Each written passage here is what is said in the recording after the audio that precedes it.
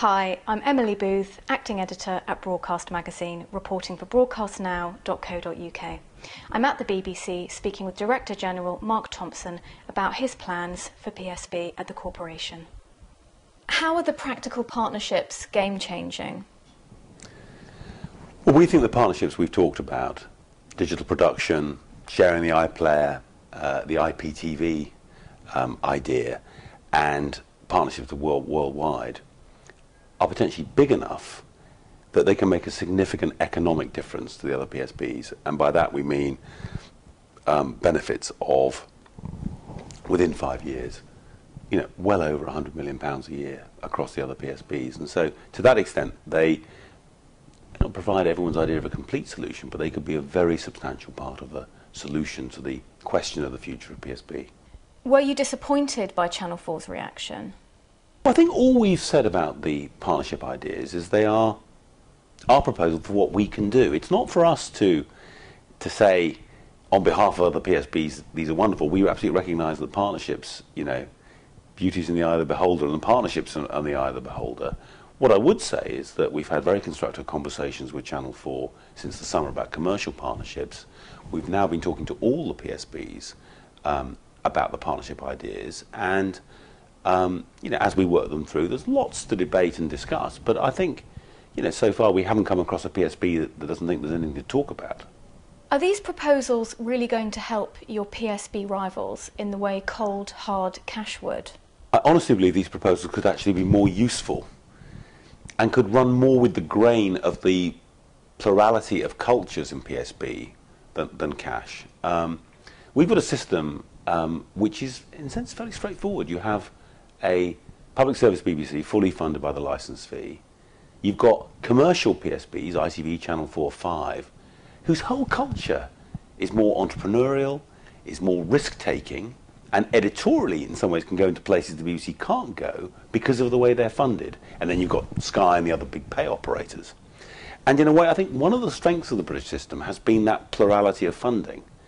Once you start subsidising, we've seen in continental Europe and elsewhere what happens when you start mixing subsidy and commercial revenue. And it ends typically, in my view, in confusion and tears.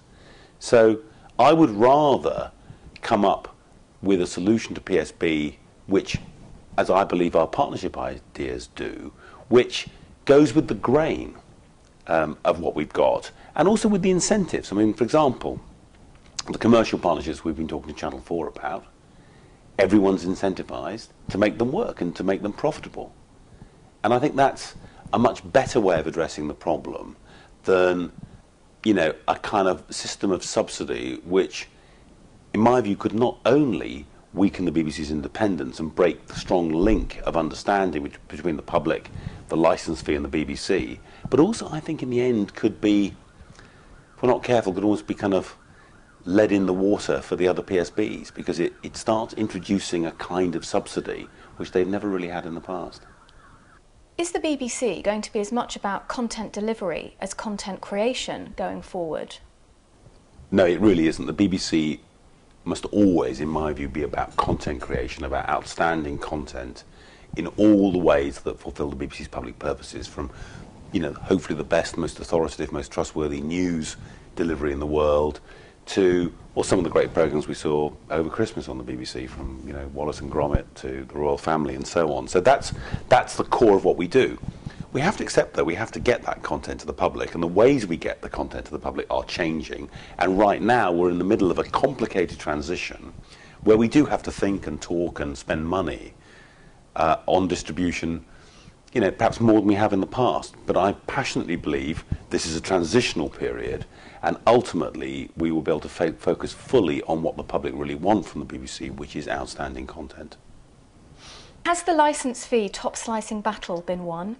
We're in the middle of a debate about the future of public service broadcasting. It's not for me to talk about anything being won or lost at this stage.